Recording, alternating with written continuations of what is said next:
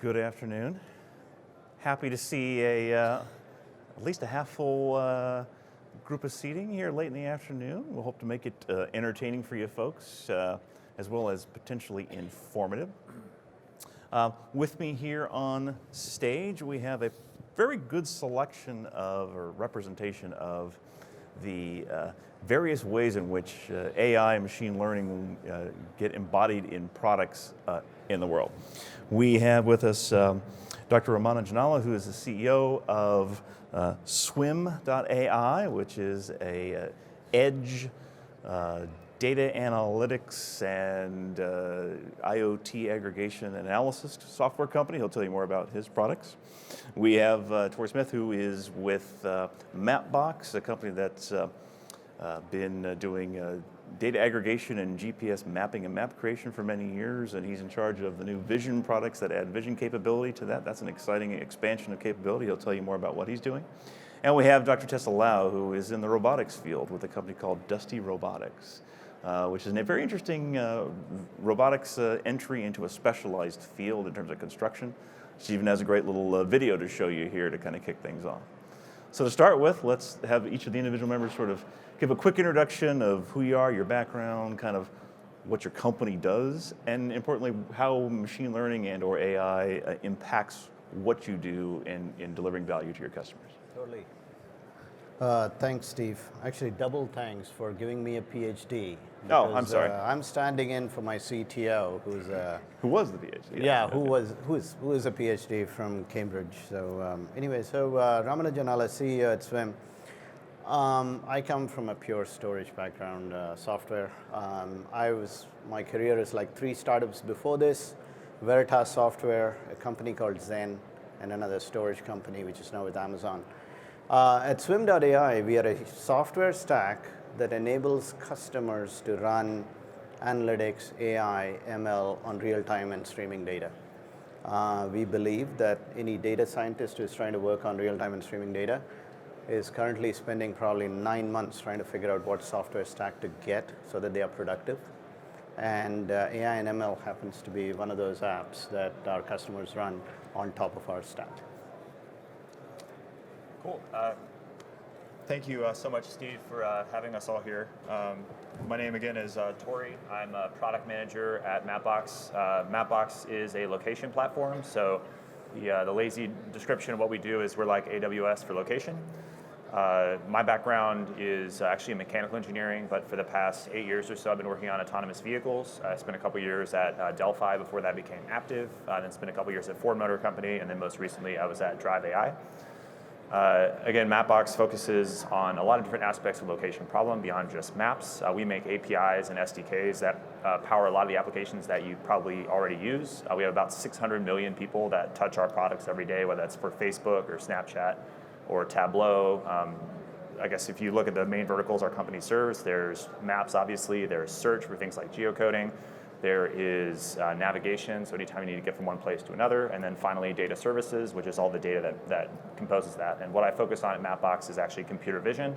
So working on a lot of the same concepts that are very familiar to anyone who's familiar with robotics or autonomous vehicles, but taking that and turning it into something to enrich the experience that you have visually as you navigate. Awesome, thanks. Cool. Tessa, let me give you the clicker. You have some fun slides and a video to show us. Let's see if this works. Awesome. All right, so I'm going to teach you guys a little bit about construction and tell you about robotics along the way. So it turns out that construction is the oldest industry in the world. Every one of us, it touches all of our lives every day. And one of the biggest challenges in construction today is the labor shortage.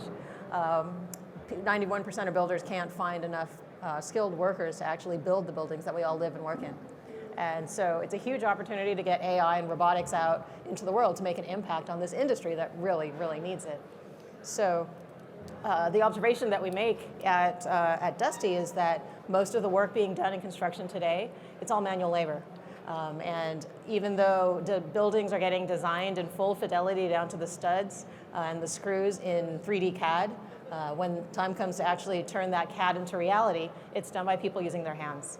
And so we've identified a suite of tasks that can be done by robotics today that will help these builders solve their skilled labor shortage by adopting robotic automation. And the first thing that we started building was this task, a robot to automate this task called layout. It turns out when you're building a building, the first thing you do is after you generate your plans, you send someone out into the field with measuring tape and a piece of string, and he gets down on his hands and knees, and he draws out the plans on a concrete deck. And that's called layout. And we looked at that and said that we should have robots that do that. And so that's what we've built at Dusty. We've built what we call a field printer, and it automates this task called layout. It's using AI, machine learning, not machine learning yet, but we will, but a lot of robotics technology to solve this problem of how do we get these plans out into the field. And I just want to show you guys a quick video, if it does show up. Or it doesn't. They told me not to click twice. Try clicking again. There you go. The video All right, up? no video. Oh, Anyway, if they can get it working, we'll show it. we'll play it again. But It's a fun that's video. the idea. Shows it printing out. Yeah, we were chalking off stage when we were getting ready, and I was observing the product that Dusty Robotics has, and I was commenting on the fact that a few years ago I tried to put some crown molding in my house. Right, you walk in a bedroom and it looks like it's completely square, and you actually tried to put a 10-foot long board up against the wall, and you realize it's not even close to being square. It's not. The guys that laid that out and put all the studs down, like how much were they drinking when they were doing that? Or they just sort of like, but every 2 feet put something in and then we'll cover it over. It happens on every single project, every single one. So there's great room for improvement. Interesting stuff. All right. So the title of the panel that drew you in talked about, 2049 and the future of AI. Now that's like, so far out in the future that I'll be long retired from business. It's interesting to talk about. We'll get to it in a few questions. But I think we wanted to start with something that's a little more immediate, which is, given that these folks are all either currently working in AI and ML or about to in the case of Dusty Robotics, well, we should basically pose the question for those of you in the audience who are software engineers or hardware engineers or architects or business people, how is it that these folks in the audience should think about how ML or AI is going to affect them in the now, in the current or the next project? What do their companies need to do to be more agile? What do they need to do to be more agile? Ramana, we'll start with you. Yeah, thanks, Steve. Actually, 2049, other than the obvious Blade Runner references, the funny thing is that we tend to overestimate what is possible in 5 years and vastly underestimate what is possible in 10 or 15 years. So 2049 is not that much out of the realm. What we are seeing in terms of the way we view AI and ML are actually enablers. They enable people to solve problems that they couldn't solve before. And a lot of it has to do with improvements we've done in hardware and what GPUs can do in terms of computation. But another significant aspect of it is data, is the amount of data that you can store today, that you can replay, actually enables some of this learning possible. So in the vein of 2049, this is the way we think at Swim, right? Because we work with a lot of manufacturing folks, oil and gas, and a lot of folks in the OT space with OT data. And a lot of times we're talking about interfaces. How are people going to interface with their mechanisms, with their work, et cetera? And the way we think about things is what is called a heads-down interface. Today, everything is heads down. We are always looking at our smartphones, our laptops, everything, right? That's where we go. We input data, we sort of talk to it, everything. From here, I'm telling you, in the next 5 years, we are going to move into more of a heads-up or straight-looking interface in the sense that we'll get authenticated with our face, essentially. We walk into a realm, then that environment will know who we are. These are the sort of use cases that will start getting enabled, and a lot of it is about data. It's about processing real-time data. I walk into this room, and I'm biometrically scanned. I shouldn't necessarily need an ID and have enough, have a fingerprint or something like. It's all about data, real-time streaming, and being able to process that data to get insights. And the more the data there is, the better the algorithms you need and the better the hardware that you need. And that's already there. So the way we think about things is we are moving into a heads-up interface world, right? We are right now looking at our smartphone for everything. That's sort of going to stop in much ahead of 2049, but that's the direction that we are headed. And the way we think about it at Swim.AI is how do we enable our customers to process the data in real time so that they can actually get the insight or solve the problem that they're trying to solve. Interestingly, you mentioned companies like industries like oil and gas, Yeah. not normally associated with the high tech world of people who would show up at an Arm TechCon. I don't know how many Exxon employees are visiting with us today. But how do companies like that aren't traditionally software heavy or electronics heavy, how do they think about this this data problem institutionally in their organization? I mean, they know they have lots of data, but it's not first and foremost, right? Do you help bridge that gap? So the thing is that digitization of all these verticals is almost, it has to happen. And they're realizing that. It's a margin play. It's like, how do you get the level of insights and how do you get a leg up? It all starts with what's the data that I have, what's the know-how that I have, and how can I use that as an advantage over my competition, right? Because, for example, BP is an expert at cold water drilling. I mean, essentially, Bruntsea, up north of Aberdeen and that place. But they have a different set of use cases, unique expertise that they bring, right? Here's the thing which happens in the AI and ML world, just a little sort of known secret, is all those companies which are primarily have .ai as their extension, not including us, are primarily PS companies. They are professional services in the sense there are standard AI and ML algorithms that exist in open source, and they tune that for their specific purpose. But the data, that's sort of the oil, and that is held by the companies like BP and Shell. So they're realizing that. Harvesting that data for unique intelligence is how they're going to differentiate themselves from the various companies. Yeah, so everybody's going to change and is going to get onto this.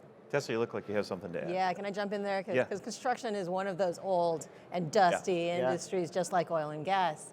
And what we're seeing in the construction industry is that there's all of these sensors and cameras and things like that are producing information about what's going on a job site. But what ties that information together and produces actionable insights is AI and machine learning, right? And robotics actually takes that even a step further to say, okay, now we understand what's happening in the world because we have all these sensors that are feeding into these AI systems that are telling us exactly what's happening in this really chaotic job site environment. But now what do we do about it? How do we actually take action on that to start building this building and turning it into reality? And so I think, getting back to your original question, Steve, about how is AI and I would say robotics changing the world, right? It's really becoming prevalent, right? All of these technologies are becoming day to day. And I think what we're seeing is over time, pretty much everyone's job is going to have some kind of AI in it.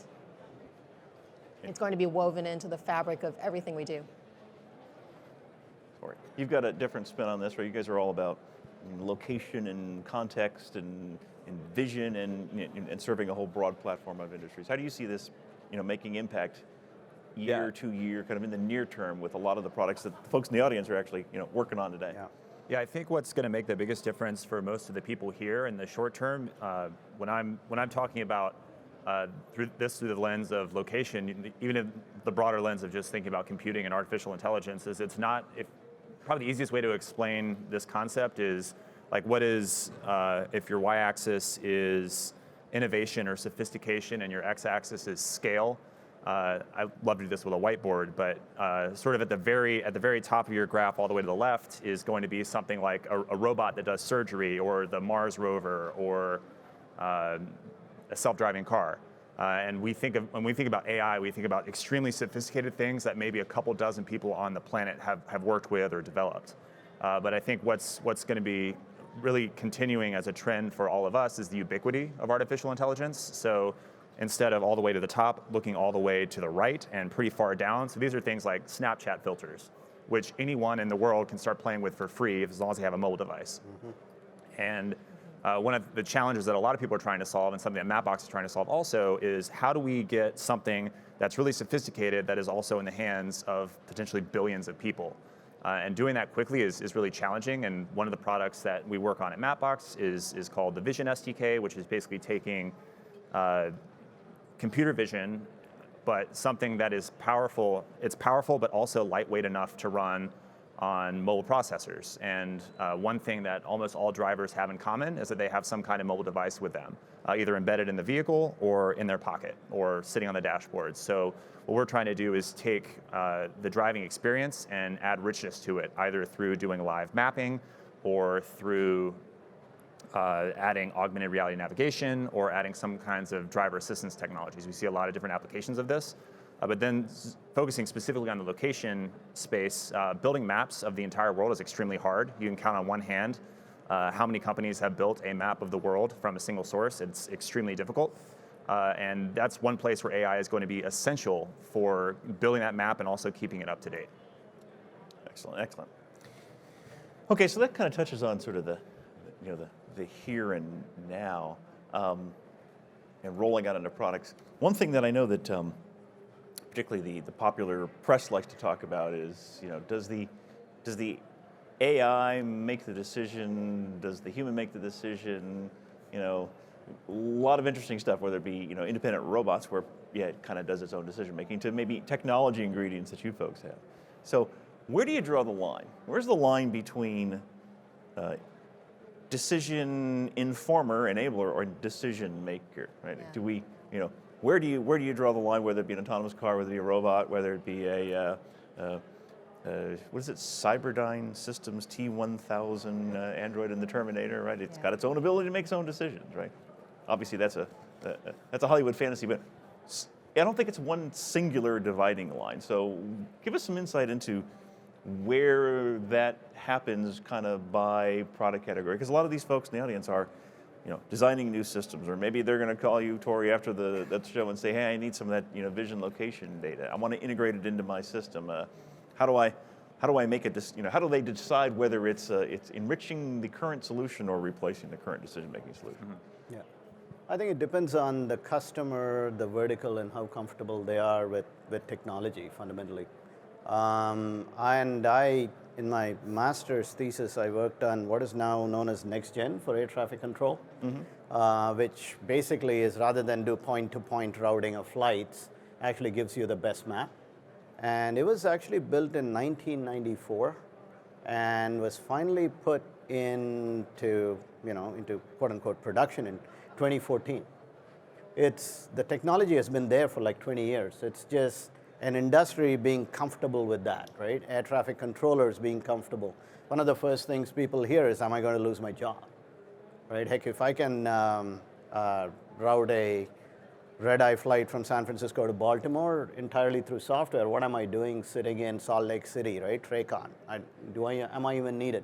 So those are the sort of things, but those are sort of social and what happens to jobs. I think we overreact to that in the short term. But a lot of it depends on the vertical. I mean, there are some verticals that are embracing that aspect of letting an algorithm do the control, but the ones we work with, they're not there yet. What they want is they want an insight. They want something that they can see, an alert that a component is failing or is misbehaving, and they want to be able to have a human actually look at it. Part of it is because of how sophisticated the algorithms are, and part of it is just people's trust. And it'll take time, we'll get there, but it also depends on customer and the vertical that they're in. Tessa, thoughts? Sure. So I drove here in a Tesla, and I think of it as a big robot. And so, would I ever trust my car to tell me where to go? Maybe not. But would I trust it to do the stop and go traffic on 101? Absolutely, right? And so the way I think about it, with automation and AI and robotics, what we've been doing is chipping away at the number of things that robots are good at. And what they're good at today is, in a certain category of situations, they have much better reaction time than I do. They can see in all directions. They have eyes in the back of their heads, at least my car does. And it can make a lot better, faster decisions than I can with my limited processing power. And so I trust it to take over the low-level navigation tasks, right? The minute details of driving. But that higher level function of deciding, where am I going in life? Where do I need to be today? That's something that I'm not going to hand over to a robot just yet, because there's a lot of judgment and human cognition involved in making those decisions. So I think what we're seeing over time is growing automation capabilities that are starting from the bottom and taking on more and more of those decision-making things that we thought were only human, but now we're handing off to machines. So Tory, your company effectively is an ingredient in other companies' systems to do exactly that, right? You're pushing forward with higher level functionality, combining vision and the location and GPS data.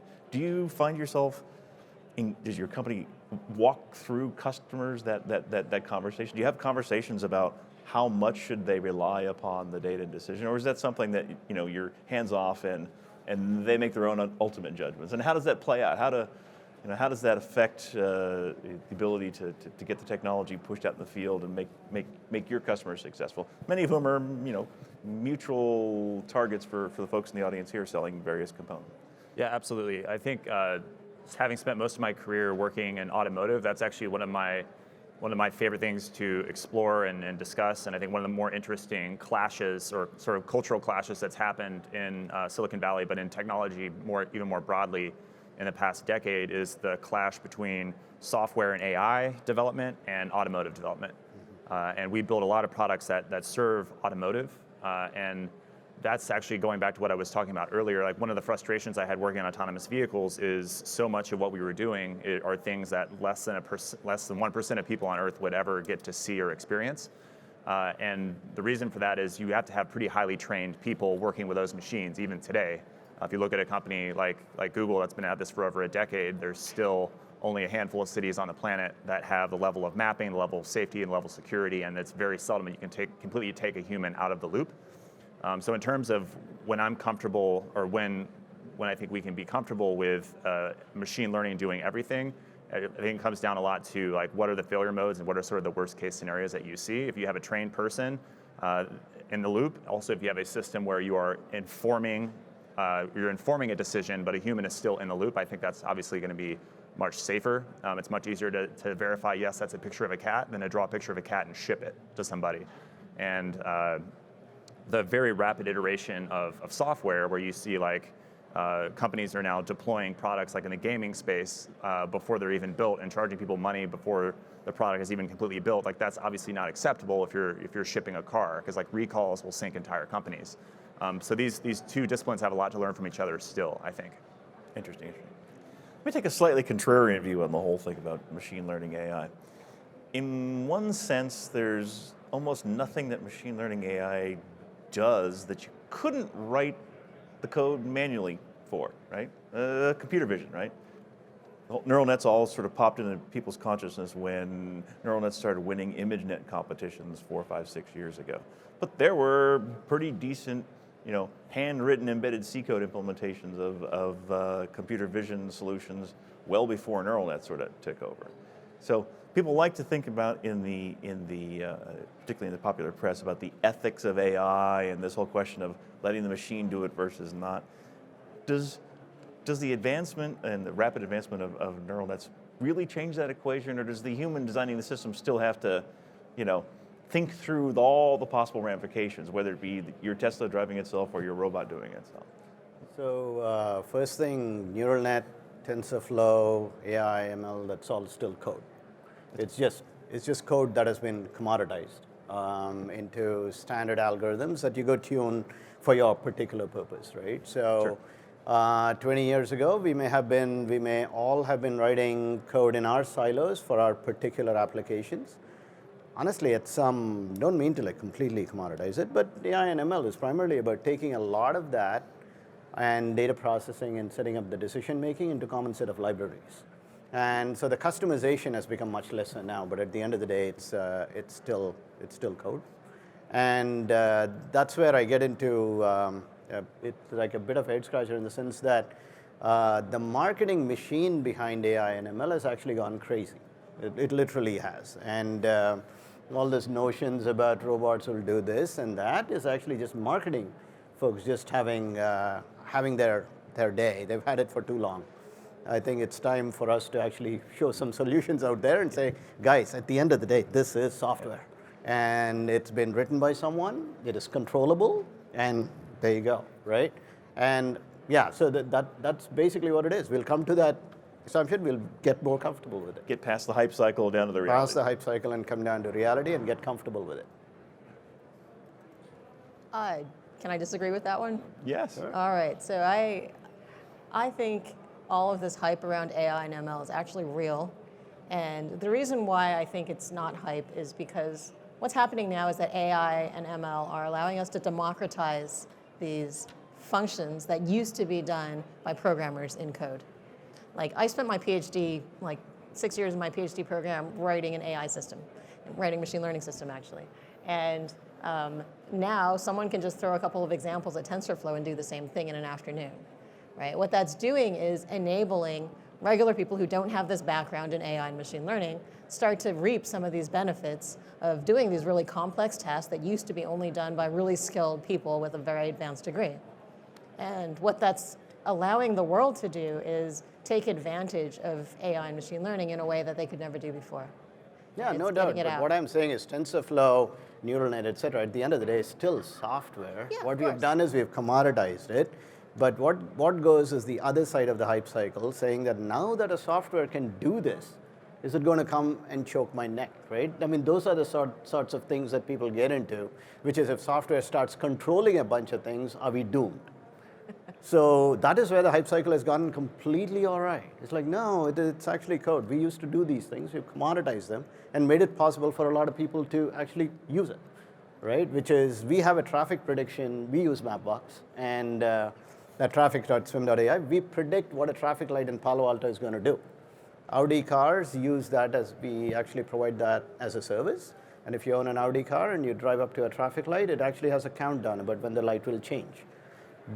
To write that for us is actually 2,000 lines of HTML code. It's not even that hard, honestly. If I did that 10 years ago, that would be about 300,000 lines of code. And you had to run it in a bunch of, there were no GPU VMs, you'd have to literally run it only in Azure. There was no Azure either, in EC2 primarily. But now what's happened is you can actually run it in a traffic light, in the hardware that's available in traffic light. That's what AI and ML does. But the flip side of it is about all these crazy things that people claim that it has a life of its own. That's not true. That's what I meant by the hype. I think it does have a life of its own, though. So one of the trends that I'm following right now is this no-code trend. I don't know if you guys have heard of this. And this is the idea that regular people, not programmers, can actually build apps. And they can do it by dragging and dropping blocks in order to create functionality. And one of those blocks is actually, there's computer vision blocks that you can just pull into your application. All of a sudden, someone with very little knowledge about the underlying technology can create applications that are leveraging computer vision. And that really is exciting because it's not just democratizing the space, but it's wildly exponentializing the number of applications that we can build that are leveraging AI technology. And that's what I find really exciting. Okay. So, interesting comment from the two of you guys. So, we got 100 people sitting around here in the room. We all are involved in developing and or selling components or semiconductors or solutions. So I can see some faces that are like, ooh, this is awesome. How many more people will be writing code that's going to grow the market for what I do? And some people kind of looking like, I spent a lot of years training to be the expert in doing them. What's going to happen if we truly democratize it to the point where we don't need a whole lot of mad skilled embedded software developers anymore? So give your thoughts or predictions about 5 years, 10 years, 20 years from now. What's the composition of this conference going to look like on the 35th anniversary of TechCon, when Simon Segars is up here giving another toast 20 years from now to the 35th? What's that look like? Is it more people or is it less people? Is it because it's democratized? Are there a million people here, or is it has it been commoditized to the point where it's shrunken and there's 500 people in the total audience? I actually think we're going to have 10 times the number of people here because they're all building stuff on top of ARM eventually. Thank you. I owe you $20 for that. I'll collect later. Tory. Yeah, I think I really enjoyed or appreciated the reference to the democratization, and I think also in the discussion of how this has been marketed so heavily. I think you no longer have to tell people that AI stands for artificial intelligence. Everyone sort of understands that. But I think there's a lot going on behind the scenes that the general public doesn't think about as much. Like everything that's happening behind the curtain. Pretty much any company that has at least 2 lines of code is saying that they're using AI or machine learning in some way. But what actually makes that possible, there are a lot of other industries, like entire millions and millions of people working on things like annotating data, building tools, building pipelines, and a lot of people that are potentially concerned about losing their jobs. There's entire new industries of sort of picks and shovel spaces that enable all this technology to work. Obviously, the mobile computing industry, no one had any idea, like 30 years ago, as opposed to 30 years from now, like how all of this technology of artificial intelligence is not like in a big gray box on your desk, but in every single person's pocket. So I think that trend is definitely going to continue, and I think Arm made a great bet. One other question that might be kind of fun. You've all touched on AI or ML in some form or fashion. What's the most unusual thing that you've run across? The weirdest behavior of a neural net, or the most unanticipated outcome of powering something up? I can see Tessa laughing. You probably had a robot drive off a cliff or something. But what in your memory was either the strangest application or the strangest result? I can. I'll take this one first. So I worked on autonomous vehicles for a while. We'd built a pretty sophisticated system that uses machine learning for everything from cameras to LiDAR to radar to path planning to navigation. And even though you do all those things, at the end of the day, you still have humans that are calibrating the system, telling the system where all the cameras are pointed, telling the system like how the inertial measurement unit works and all of that, and all of this hardware in the loop as well. And you've got electricians and mechanics and all these people making sure the vehicle has like the proper levels of gasoline and oil, tire pressure. And if you don't have the right initial conditions, the right assumptions for your system, you have a miscalibrated sensor. We were driving through the Arizona desert. I won't say which vehicle this was or which company this was, but we were driving through the Arizona desert going about 80 miles an hour. And our vehicle's set of states misread that it thought it was going negative 20 miles an hour instead of 80 miles an hour. And we were a couple inches to the left where we were supposed to be. So the vehicle went to full right lock steering just to get us back to the middle of the road at 80 miles an hour in the middle of the desert, and could have killed all four of us that were in that vehicle. So even though the AI did exactly what it was supposed to do, like the humans in the vehicle had not properly initialized the sensors. So I think oftentimes it's not the system that made the mistake. It's just humans that are involved in the loop still make mistakes. I mean, I don't know if I have an exact example of some of this stuff, but there's a case where, I don't know, most of us have used Waze. And if you try to guess how much the percentage that Waze is off when you're in a densely populated location. For example, in San Francisco, you're trying to use Waze. Most of your ETA is dependent on the lights, right? Mm-hmm. And so they actually had something in beta where they tried to account for that without actually looking at how the lights are changing in real time. So we talked to Waze. And one of the things that we got was that it was actually, some of the betas actually resulted in, that algorithm insisting that you reached, right? Because based on its algorithm, you are supposed to be there based on real-time conditions. So that is one of those cases where how do you get an algorithm to tune to data? It's a similar example, which is how do you set it up so that you actually get the right results that you get to? And that's probably where we're going to get much better in the next decade or so. I'll give you a funny example, which anyone can Google on their phone. If you do a Google search for Chihuahua versus muffin, it's hilarious. Oh, yeah. That's a beautiful one. If you haven't seen that, it turns out that people take pictures of animals and they take pictures of food, and they look very similar, and AI algorithms can't tell them apart. Yep. The little Chihuahua face looks like a blueberry muffin. There's also sheepdog versus mop, puppy versus bagel. There's a bunch of other ones like that. It's really, really funny. That goes back to the question of do you let the AI have complete control over decision making, right? A robot in a construction environment, probably, right? It does the job. There's not much it can do. The car, independently, at what point in time do we have completely autonomous cars where you couldn't take the wheel, right? That becomes a reliability. Have you tested all the potential things? Robotic surgery, I'm not quite so sure, right? So, I've been thinking about robotic dentistry lately. How many people would trust a robot to clean your teeth? Hands are going up. Speaking of hands going up, I think we have a microphone somewhere floating around. Do we not? Oh, no mics. Maybe okay, not. but are there any questions from members in the audience who want to ask our panelists questions about topics related to their products or topics related to AI? Someone back there? Yes? No?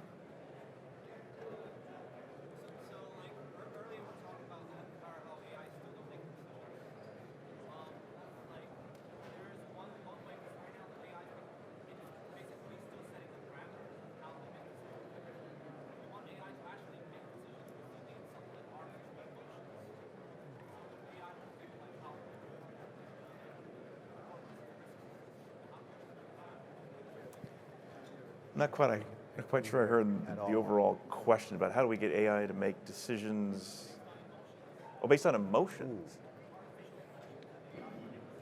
Oh, interesting, yeah. Interesting question about, so the question was how do you get AI to make decisions based on where human emotions involved in the overall system or decision making, yeah. How do you make artificial emotion for AI? Well, that gets to the question of, is the AI thinking or not? I'm firmly in the camp of no, it's a computer program. Right? Amen. Yeah, there you go. It's pattern recognition to the nth degree, and it's integrated into an overall control system, right? There's no software application that is pure AI. It's something else wrapped around it, making decisions or activating a car or activating the printer to print out your. I think he's getting to a very key point, a very philosophical one, which is an algorithm ever a replacement of the human brain, right? And that's actually a very deep sort of philosophical question as well, beyond technology, and in terms of how we process state and what is learning as far as a human brain is concerned. Emotion is definitely one part about that, and that's like it's for like people much smarter than I. Actually, you know what? In 2049, you'll have a panel here that'll have the answers to that one. And that actually gets to the last area of already. questioning we wanted to touch on, right? Yeah. It's supposed to be 2049, the future, and those are sort of like the big picture questions, Yeah. right? Will obviously technology keeps marching along. If there are solutions to the whole separate question about Moore's law, scaling, et cetera, we're going to have, massive amounts of compute in our phones or our devices. If you go back and look at what do you have in your pocket today versus what existed in the world in 30 years, something similar, right? So when you have, 100 supercomputers in your pocket, what's it going to do, and how much will we be relying on it? What are the societal changes? His question was primarily around is 100 supercomputers in your pocket a replacement for a human brain, right? And will it ever be? I don't know. Maybe others have thought about this more deeply. I mean, coming from the automotive or the vehicle formulation of that problem, the very common debate in the ethics of AI is talking about the trolley problem. Like, is it ethical to hit the switch to avoid two people to run over one person instead? And if you're an autonomous vehicle, is it going to drive off a cliff with you inside of it instead of hitting two people crossing the street? And to solve that problem, you would need an outrageous amount of data and some very trustworthy people going through it. And that's one area where we rely a lot on simulation. Fortunately for us, a lot of these problems are so hard to solve. Like, we can't even solve like stay in your lane and don't hit the car in front of you at sufficient level of safety for people to be not make fun of Teslas on the internet. So I think we're still a very far away from that. But what it's actually going to take is the ability to really over-index on unusual things that can happen and make sure you really understand the entire space of outputs that you could get for a given input.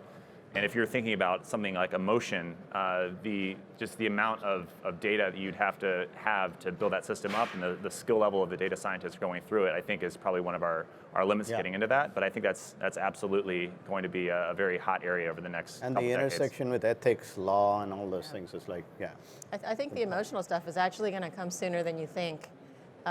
This is totally not related to what I do, but I was reading up on detecting pain signals in cats and dogs. And it turns out that if you just take a picture of your cat or dog's face, you can detect what they're feeling. And irrelevant why I was looking at that, but there are actually really interesting signals, and I've seen similar results on people as well. And so, with all of the sensor technology that we're developing and all this compute power that's coming online, right? Emotional sensing is going to come a lot sooner than we think, I think. And then, companies like Arm are going to create all the compute platform that allow us to make decisions based on that. And I think by 2049, my prediction is that we're there.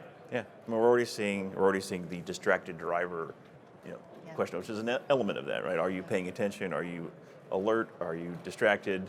Where are your eyes? What's your overall body posture? And how much can that human interact with the car? If it's the autonomous car is going to say, wait a minute, it's 8 o'clock in the morning, you haven't had your coffee, you're not fully operational, or it's 11 o'clock and you've had 2 cocktails, and we won't let you drive. So a whole bunch of stuff could really come into play. Or the car will drive you. Yeah. Sorry? Or the car will drive you. Yeah, exactly. That's what you exactly need. Any other issues? Yeah. I've got a question for on the same line of discussion. Do you think in the future with the AI cars, you have a risk factor? Today, some of the drivers are more risk-taking, some of them more conservative. I will set parameter, I want to take some risk. I want to be 1 to 2% conservative. Do you think that's going in that direction? Let me repeat the question for the rest of the audience. He's basically saying, if you think about the difference between the 18-year-old teenage boy and the 60-year-old mature driver, there's a different amount of risk-taking behind the wheel within cars. Will future autonomous cars all be set to the same level of risk-taking or safety, or will it be variable? Yeah, I think I have a little bit of experience in this one because we have as I mentioned, we have a smart city solution and we work with cities, right? And they're trying to get ready for autonomous vehicles. And traffic engineers play a huge part in this. And when we were doing these traffic light predictions, the thing was, what's the behavior it's going to result in? If I know that a given traffic light is going to change from green to red, what's the kind of thing that it causes us? So cities are actually very worried about that. Ridiculous, and rightly so. It actually is a safety issue in terms of if you have that data available to you, what's the behavior going to be?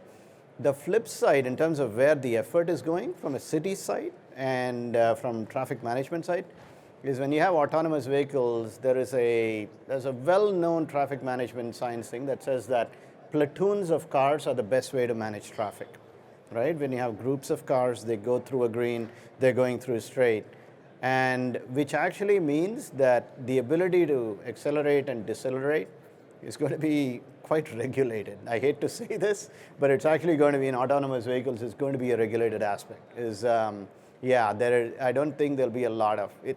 Safety plays a huge part in that. And people are actually rightly thinking of safety first, on especially the cities when they're working with autonomous vehicles and from those sites. I think the problem is just there's a danger in trying to extrapolate out where we are now and saying, how is autonomy going to change that? When the fact is autonomy is actually going to completely turn our transportation system on its head. We're not going to be driving. It's going to be, we hop in a vehicle and we get to where we need to go. We don't even think about driving. And it no longer becomes something you pay attention to. And so this question of, does my autonomous vehicle behave, risk averse or risky, becomes not an issue because it's just not a thing that we think about anymore, I think, over time. Yeah, I think one prediction that I am certainly not alone in having is that we're going to continue, certainly in more urban areas, going to move away from the model of personal vehicle ownership and toward the model of mobility as a service, where you have like a subscription where you pay $500 a month, you can go anywhere you want as much as you want, or maybe there's different tiers the same way there are with data plans today. Yeah. And getting back to the question about like, am I allowed to set a more aggressive setting? I think you're also going to see a lot more partnerships between the insurance industry and the mobility industry, or if you do own your own vehicle, the insurance industry and someone on the street who's bought a vehicle that has self-driving capabilities. And sure, you can set your aggressiveness index all the way to the top, but that's going to cost you an extra $10 a month because it makes you a riskier participant in the mobility ecosystem. So I think something along those lines is what I would expect to see. Teenage mode, grandma mode. I think Teenage mode. All right, I got the signal where we got about a minute or two left. Take one more question.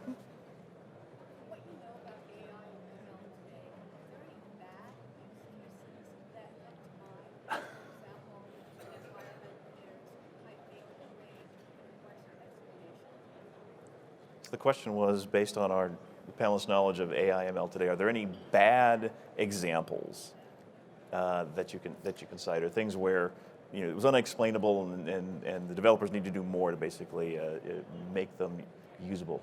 One of the things I'm really worried about is face detection and tracking. I think some governments now have the capabilities to actually scan security camera footage to figure out who's where, and that is leading directly to a kind of Big Brother state. And that is something that I think we need to be careful about as a society to figure out how do we want to deploy that technology for what purposes. I'd say the number one thing I'm worried about is the subversion of democracy through manipulating people based on knowing what they want to hear, and knowing that people have been trained through all of history up to now to trust certain news sources, and how those can be manipulated very easily by just scraping data from hundreds of millions of people, and you can do it like almost for free now because people just tell you what you need to know. I'll tell you one place where ML should absolutely be used, and it hasn't been, is in the world of Twitter. So if you looked at the live feed of Twitter, if you subscribe to it, that's about 4 terabytes every 6 hours or so. It's super easy to be able to figure out if something is a bot. Absolutely easy to do that. You can do that in seconds of something getting created that it's a bot. And it's just a travesty that we haven't done it yet. And you'll have a ridiculously high success rate with it, but things like that are really, really simple, and they can help democracies, messages, and in terms of what it is that we read and how we react to things much better. I wish we did more. You've just given me my next business idea. There you go. Someone else in here is going to run out and start a company to do that. Do we have time for one more question? One more final question in the back there.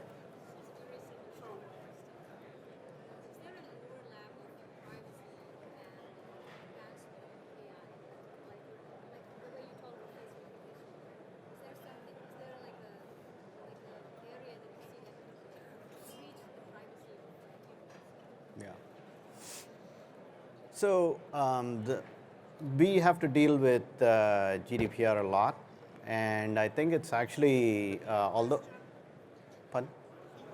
Oh yeah, Steve. The question was about privacy and sort of you want to, for the, yeah.